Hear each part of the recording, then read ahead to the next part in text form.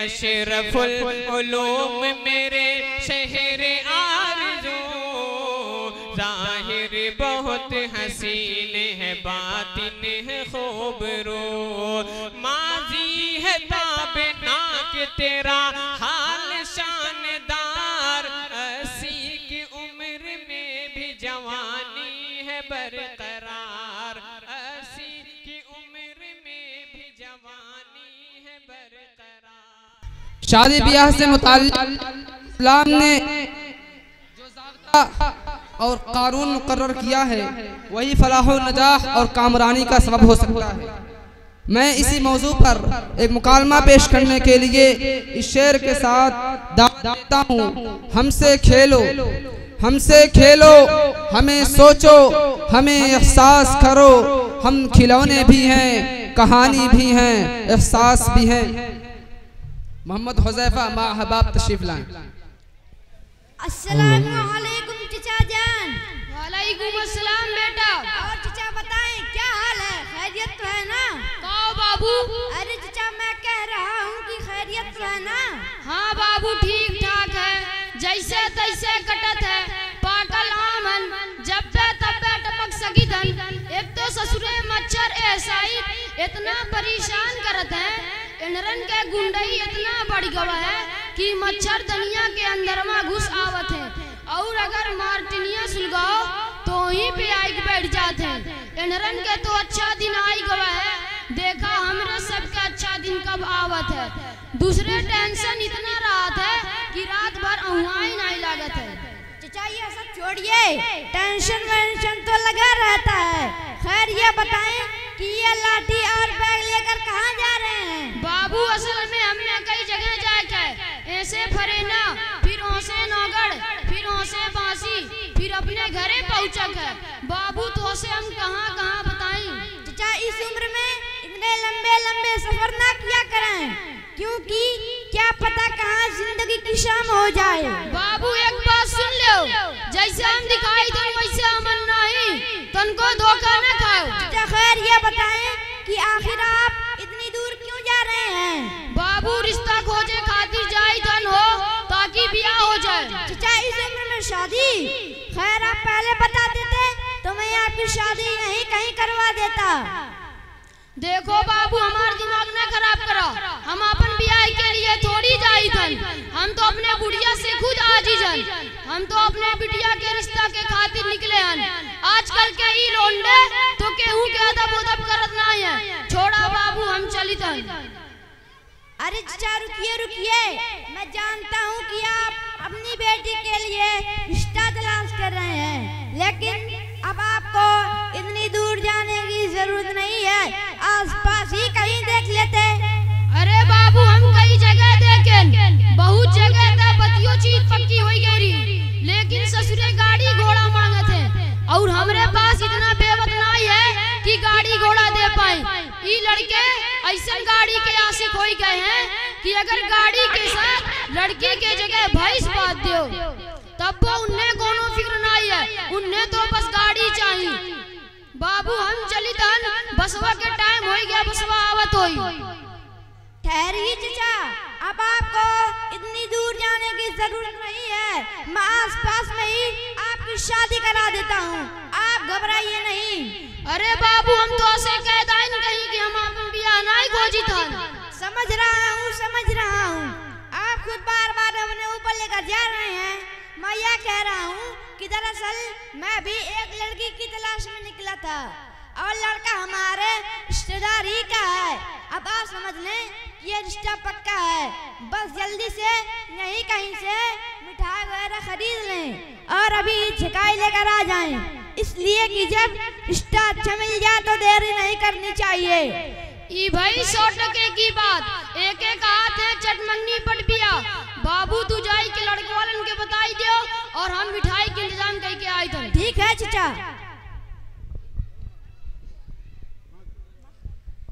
अस्सलामु अलैकुम व रहमतुल्लाहि व बरकातुहू। हजरात आप सब तो जानते ही हैं कि मंगनी और छकाई सिर्फ और सिर्फ एक वादा है, और वादा तो ज़बान जाता है, इसमें मिठाई वगैरह की क्या बात है।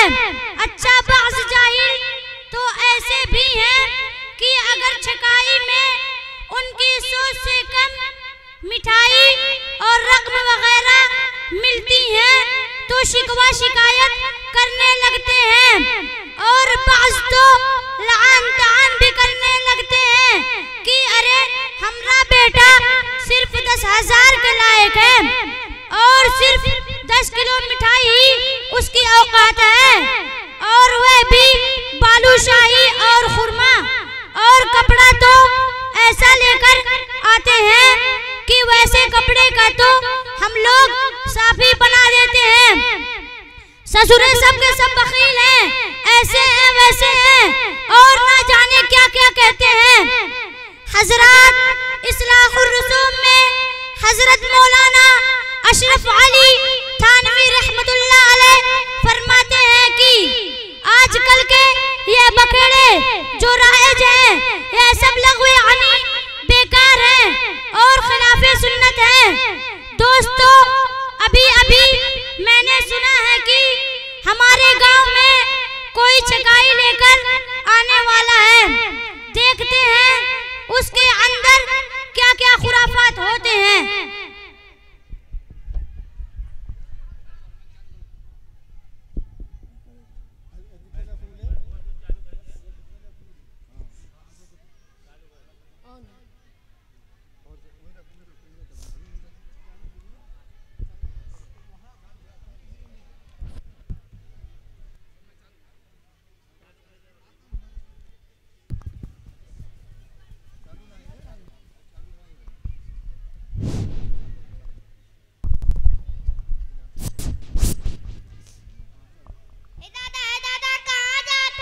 बेटा छकाई लेके जाई था लो बक ससुर के नाती। दादा कहाँ जात हो, दादा कहाँ जात हो, तू का जहाँ जाए कहूँ जा, हमसे का पूछा थे हम कहाँ जाए थे। दादा दादा कही के दिमाग खराब कर दी। अस्सलामु अलैकुम वरहमतुल्लाहि वबरकातुहू। वालेकुम अस्सलाम बाबू। और चचा बताएं कैसे हैं? अल्लाह के करम से तुम्हारे लोगन के दुआ है बाबू। तुम्हारे लोग बताओ का हाल चाल है? हम भी ठीक ठाक हैं। चला जल्दी से कुछ लेन देन के बातचीत हो जाए। लेन देन की क्या बात करें, आप तो जानते ही हैं कि आजकल क्या चीजें जहेज में दी जाती हैं। मसलन मसहरी, गद्दा, रजाई, देग, हांडी, बड़ी कढ़ाई, फ्रिज, कूलर, वॉशिंग मशीन, सिलाई मशीन, गैस सिलेंडर, छोटी बड़ी पेटी, अलमारी, कुर्सी, मेज, सोफा सेट, खाना सेट, पानी सेट, चाय सेट, शरबत सेट, सेवई सेट, यह तो सब देते हैं। इसमें लेन देन की क्या बात करें? तोबा तोबा, हमका ऐसे लागत है कि तुम्हारे सब जहेजवक सामानवक शोरूम खोला की इरादा है। अरे यह सब तो आम चीजें सब देते हैं, इसमें ताज्जुब की क्या बात है। एक बात और बता दे कि हमने जहाँ जहाँ रिश्ता देखा है हर जगह से गाड़ी मिल रही थी, कहीं से जीरो कोंडा।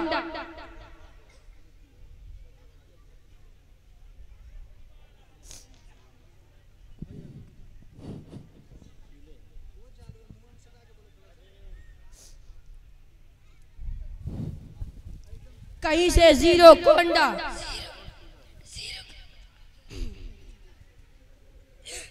जीरो कोंडा नहीं, हीरो होंडा। और कहीं से हीरो फ्लेंडर, हीरो स्प्लेंडर। और कहीं से लहसुन फ्री। लहसुन फ्री नहीं, फैशन प्रो।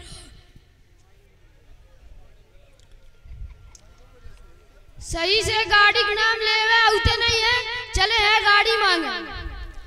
देखो बाबू, आम तौर से धन दिया जाता है, ऊ काम केहू से कर्जा उर्जा लेके दे देवे, और रही बात गाड़ी के, ऊ तो हम ना दे पाइबे। तब तो गाड़ी के बगैर हमारा लड़का मानेगा ही नहीं। उसने तो यही कहा है कि लड़की चाहे जैसी मिले उससे नहीं मतलब, हाँ गाड़ी जरूर मिलनी चाहिए। ठीक है, गाड़ियों की इंतजाम कर दे।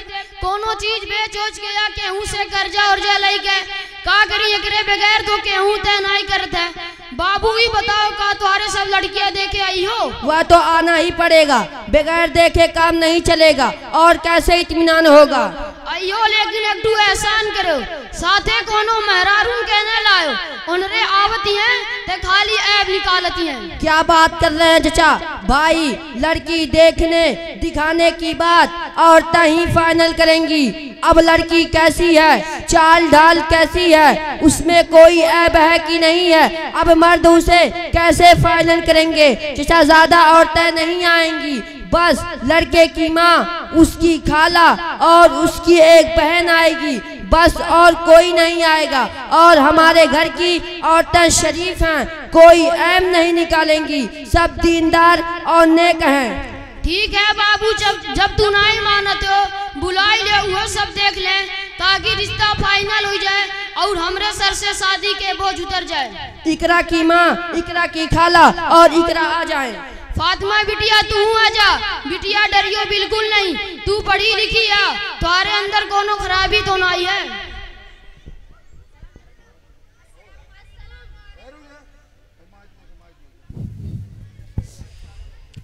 अस्सलामु अलैकुम व रहमतुल्लाहि व बरकातुहू। वालेकुम अस्सलाम व रहमतुल्लाहि व बरकातुहू। अरे बाप रे, एक रखिया बहुत छोटी छोटी है और गोरहर नहीं है। हारी दीदी सही कहा थे, इतनी दूबर पातर है, फूक देता उड़ जाई, दहिया में तनिको दम दरूद नाई है। अरे तनी मोटी तगड़ी चाहत रहा। अरे छोड़ अम्मा, एक तो गुरहान नहीं है, ऊपर से दूबर पातर, ई हमरे घर के कमा कैसे करी? खाना पकावे के, सबके कपड़ा धोवे के और हाँ खेतों में काम करे के, ई पातर पातर हाथ टांग लेके कैसी काम करी? ई तो बीमार पड़ जाई, फिर हमने के अस्पताल लेके दौड़क पड़ी।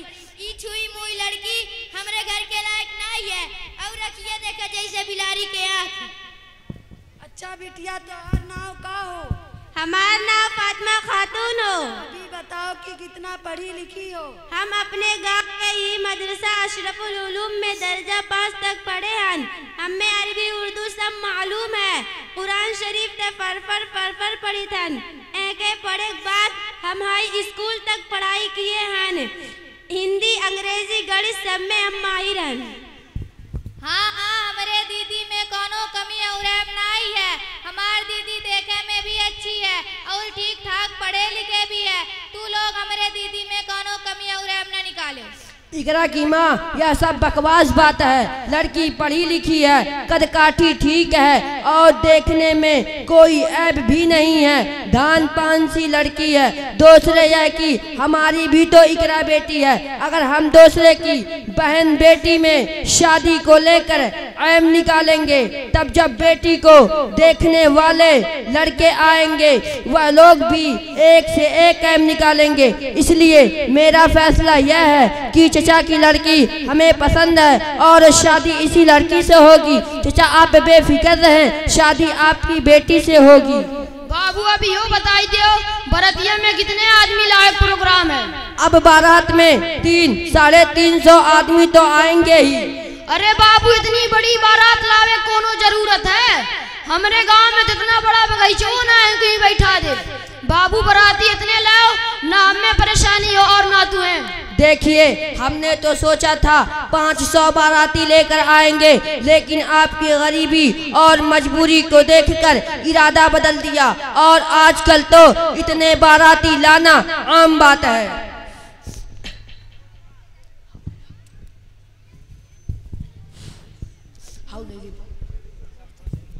बंद करो इन खुराफात को। आप लोगों ने शादी को एक मुश्किल तरीन मसला बना दिया है। ऐसा लग रहा है कि आप शादी नहीं सौदा कर रहे हैं और अपने लड़के को बेच रहे हैं। लड़के की परवरिश में कितना वक्त लगता है और कितनी मेहनत करनी पड़ती है। मेरा लड़का इतना छोटा था जब पैदा हुआ था, आपको क्या पता? तो क्या लड़की इतनी बड़ी थी जब पैदा हुई थी? क्या लड़की यूं ही बड़ी हो गई? इसके माँ बाप ने मेहनत नहीं की है और आज के दौर में लड़की की परवरिश और पढ़ाई बहुत मुश्किल काम है। अरे हाफिज जी, बस हमने वही चीजें जहेज में मांगी है जो आजकल चल रहा है। रिवाज तो आप जैसे दुनियादारों ने बना लिया है। क्या नबी सल्लल्लाहु अलैहि वसल्लम के दौर में और सहाबा के जमाने में जहेज का तरीका इस तरह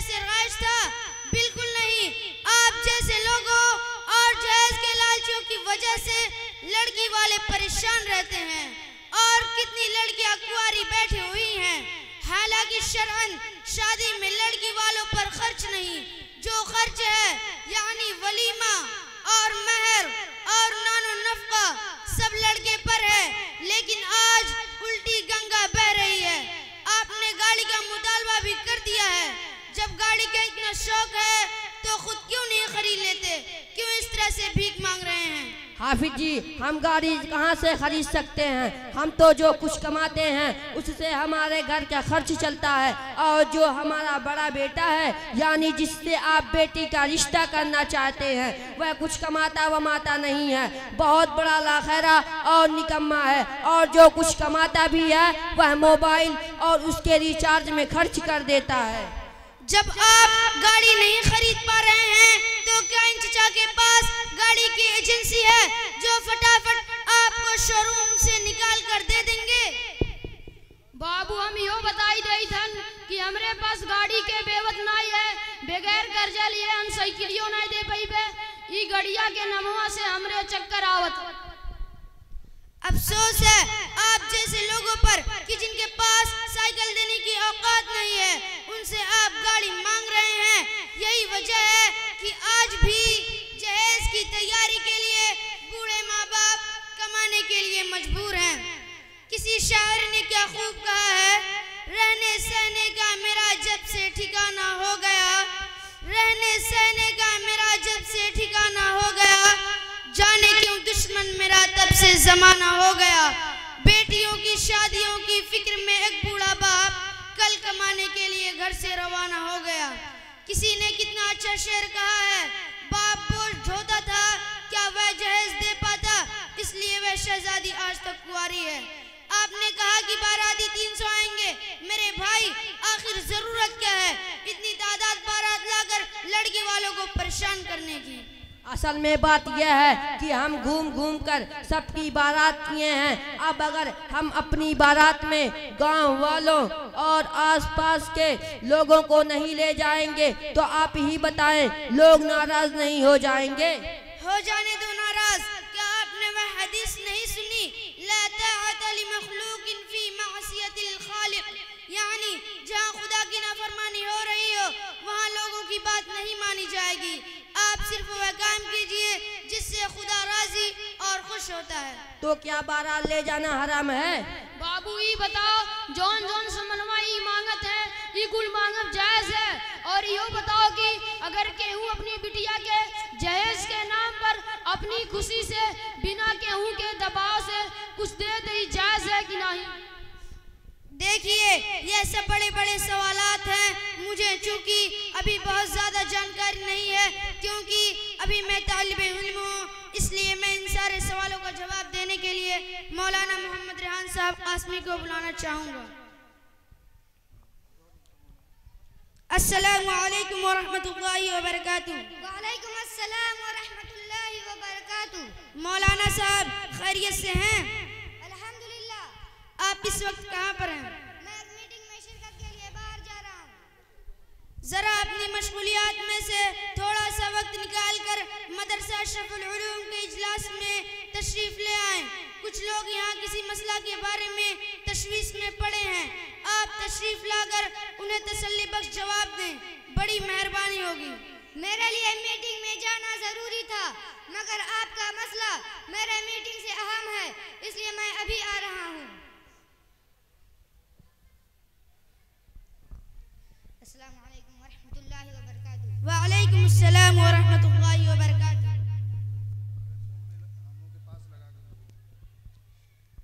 यह बताइए मौलाना साहब, यह बताइए कि बारात कब से इजाद हुई? देखिए, आजकल की बारात की इस्लाम में कतई इजाजत नहीं है।